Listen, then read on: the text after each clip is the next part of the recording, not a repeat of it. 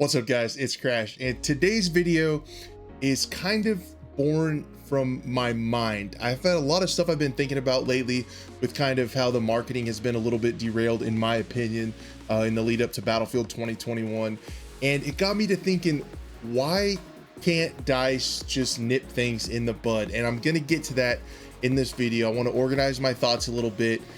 So how this is gonna go, in the first part, I want to talk briefly about where DICE and Battlefield is as a franchise right now. I think they are at a fork in the road right now, and there's two very distinct directions that they can go. And then I want to bring up one extremely important point, one way that I think DICE could ensure they go down the right path. And then at the end of the video, I am going to take the form of a DICE employee and dress up like one and give examples on what I think they could do to head this game in the right direction. So stick with me, it could get a little weird, but I just want to explain my thoughts and get this out organized in a video. So let's get right into it. So first off, I think DICE and the Battlefield franchise as a whole are in a very, very unique position, and it's in a very, very critical point in time. As you guys know, there has been the longest content drought that I can ever remember for Battlefield. We haven't had anything new since last summer. All hands on deck for this next Battlefield. They need to hit it out of the park. Battlefield 5 was just, you know, pretty much, you can argue it a little bit, but wasn't pretty much a failure compared to other Battlefield games, compared to sales from games that year, and just the overall feeling of the community. You can do polls after polls of the Battlefield community, and Battlefield 5 was not thought of as very favorable, even though, in my opinion, it has some great mechanics, great gunplay, squad healing is great.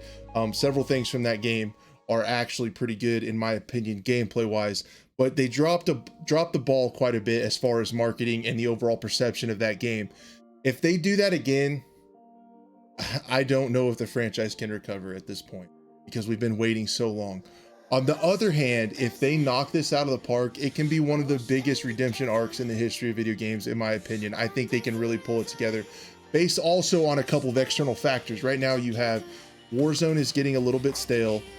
Halo has been getting delayed. So those are the other two AAA first-person shooter franchises in the same market sector that are kind of struggling right now. And Call of Duty needs some competition. You can tell that they've been a little bit lazy, in my opinion, with some of the patches, the timing of patches and things like that, because there's no one to compete with them. And I think people are getting a little stale of that. I think people are getting a little bit tired of being treated that way in the Call of Duty community, in my opinion. So I think a lot of things, including external factors, are lining up for the possibility for DICE to hit it out of the park. Now, what is the one thing that could ensure them that they go down the correct path to success? Communication, in my opinion, will do that. And you know, it's so important. I'm gonna make a graphic and I'm gonna say it again: communication. Now, what got me thinking about the importance of communication was the newest communication director tweeted, "I'm seeing some concerns about the cross-generation news today around Battlefield, and I would ask that you kindly wait for details. Just because one thing is true doesn't mean another can't be." Why? Why do we have to wait? Why can't these concerns from the community just be nipped in the bud right away? That's what I don't understand. And I do understand that there's a lot of work at play. Like, there's different marketing things that have to sign off on social media posts, and this has to go through this person, and this has to be okayed by this person. But they have enough resources. I feel like they should be able to be more fluid and quicker. And what I mean by communication is, as soon as these concerns are perceived, whether it be on Reddit, Twitter, the Battlefield forums, you can see when concerns are building by the community. Just address them. I don't understand why they can't just talk about it, hit it right on the head, and squash people's doubts and concerns right away. And I'm going to give some examples of that. And basically this kind of turned into a list of what do I want to see in the June reveal, excuse me. What am I going to be looking for? What am I going to be listening for? And what would be the best case scenario on things that they address? So you might also ask, why do we need to worry about communication so much at this juncture? The game isn't even officially announced yet. Really the only people that are looking for stuff are guys and girls like you and me that are hardcore fans that just want to know about the next game. And I would argue that you need to keep the core player base happy as well, because when a new player comes to look for a game, I mean, when I'm looking for a game, what's the first thing I do? I go to Reddit, I see what people are saying about the game. I go to Twitch and watch people playing the game and see, you know, if they're having fun or anything like that. And you pretty much don't want to do that for Battlefield 5. So I think in the long run, it would help them if the core player base is happy, if Reddit is a place of positivity, if Twitch is active and people are having fun playing the game. I think that is great advertising for their game and essentially increase the bottom line, which is, since they're a corporation, kind of what they're all about. So I want to talk about 5 things that I would love to see them talk about right out of the gate and squash all the doubts and concerns of the community. These are things that I've seen on Reddit and Twitter and things like that. And I'm going to ask the questions, and then I'm going to put myself in the headspace of a DICE employee and answer it how I wish that they would answer it. So let's get right into it and see how this goes. So I think it only makes sense that we start out with the topic that we touched on a little bit in that tweet from the communication director, and we talked about cross-gen concerns essentially. So we have 2 groups of people in the Battlefield community. You have the next generation players who are worried that because it has to work on old gen, that the game is going to be held back. They won't be able to do as much, more or less graphics wise, because it has to work on both consoles. And then you have the people on last gen that wanted to come to their consoles because a lot of people haven't been able to find the newer generation consoles or be able to afford them yet, saved up that money to get to purchase those yet, and they don't want to be left out in the cold when it comes to the next Battlefield. And I see both sides of it. And I don't think it's that the new generation gamers want the older ones not to have access to the game. That's not it at all. They were able to save up, pay, secure one of these consoles, and they want it to run as best as they can and get all that they paid for and use all the resources of that console. So I don't understand why DICE can't just come right out of the gate and address it head on like this. Hello, we at DICE have been pulling our hair out to make sure that every portion of the community has been heard. That's a bald joke.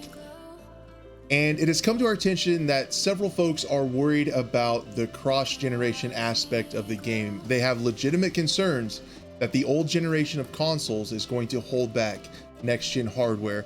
And I just want to let you guys know that that is not the case. We have the exact same number of people, we have the exact same size teams that are working on next-generation graphics, and they are pushing these consoles to the limits. They are using every bit of resources they have to give you guys mind-blowing graphic fidelity, ray tracing, and destruction like you have never seen in a Battlefield game before.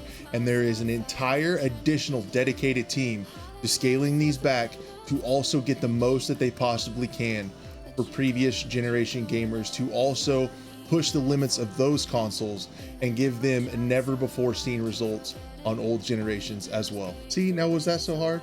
The next thing I want to talk about is cosmetics. Now there's a segment of the community that worries about, from the sketches that we've seen from the trailer, has seen that some of the cosmetics might look a bit futuristic. So there is a chance for DICE here to come out and nip this in the bud in the June reveal, if in fact this is a near future game.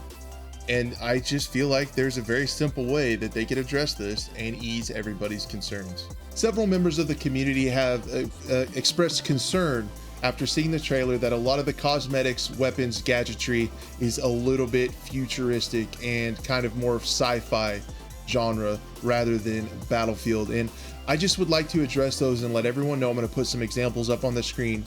All of the cosmetics, weapons, and gadgets in game are either be currently used by military around the world or in development and very near usage to fit the time frame of our game and make it the most realistic, immersive Battlefield that we have ever seen. All cosmetics are either in development or in use by military units around the world. I then see quite a few folks worried about the battle pass and microtransactions, and this is something that corporations traditionally stay fluid on, so they remain fairly cryptic. But a lot of the last AAA first-person shooters for the last several years since Fortnite have had a battle pass system, and I hope in the reveal event when they discuss the game that they just let everyone know what they are doing, why they are doing it, and come from a standpoint of why it is best for the community, something like this.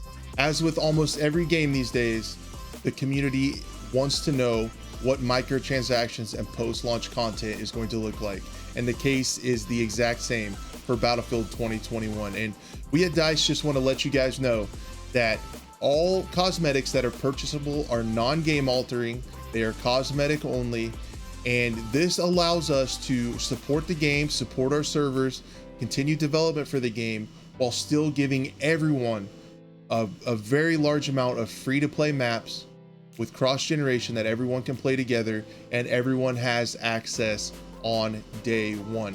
This gives the community a way to support the game while not even being anywhere close to pay to win. We have to do something as a corporation to generate revenue to continue to support the game.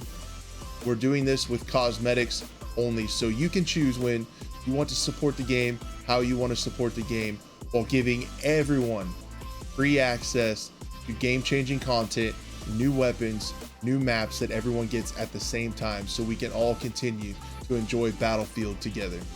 Another legitimate concern that the community has is, if there is a battle royale, will there still be enough dev resources that the core multiplayer experience get all the love it deserves, and it is a full, fleshed out Battlefield game that we're accustomed to. So at the reveal event, or at the time that they announce if they're going to have a battle royale, I think it needs to go a little bit something like this. From the time we announced our battle royale at EA Play in July, there has been a lot of concern on the internet about dev resources and if multiplayer and the other parts of Battlefield that the community knows and loves over the years is going to still secure all the resources needed to make a complete, fully fleshed out game. And we at DICE just wanted to let you guys know that the same amount, even more devs than ever before, are working on the war stories as well as core multiplayer experiences than ever before. There are more hands on deck for the core multiplayer experience that you guys are all used to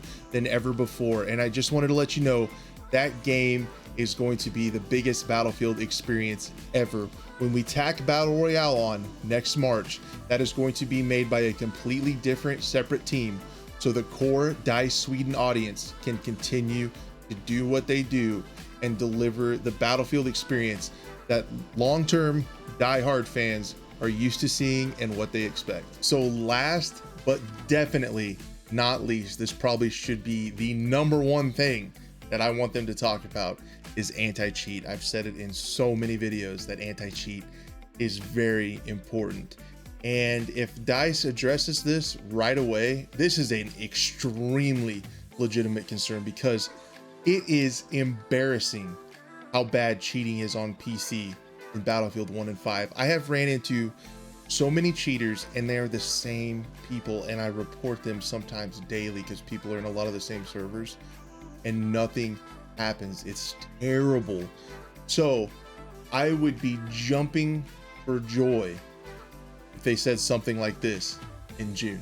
So if you look at any communities, communication boards, forums, Reddits, anything like that, rightfully so, any multiplayer online game community struggles with cheaters, and that is one of the biggest concerns that the communities have as a whole. And we just wanted to let you know at DICE, from the moment we started developing this game, it has been in the forefront of our minds to stamp out cheaters. We have worked the entire development process with our partners over at BattlEye to come up with a proprietary, never seen before level of anti-cheat that Battlefield has never seen before.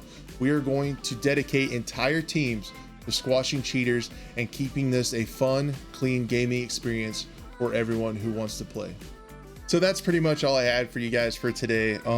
I just had all these thoughts in my head about things I wish DICE would say, so I wanted to give them some examples of statements that they could make to help people feel at ease and get excited about Battlefield 2021. And I want to know from you guys if there's anything that I missed that you guys are looking forward to hearing from them. If you know, when you tune into June and July, is there certain things that you're going to be looking for them to say to address to each of your guys' concerns? I want to hear about it in the comments. But that's all I had today. I hope you guys enjoyed it, and we will see you on the next one. Thank you so much.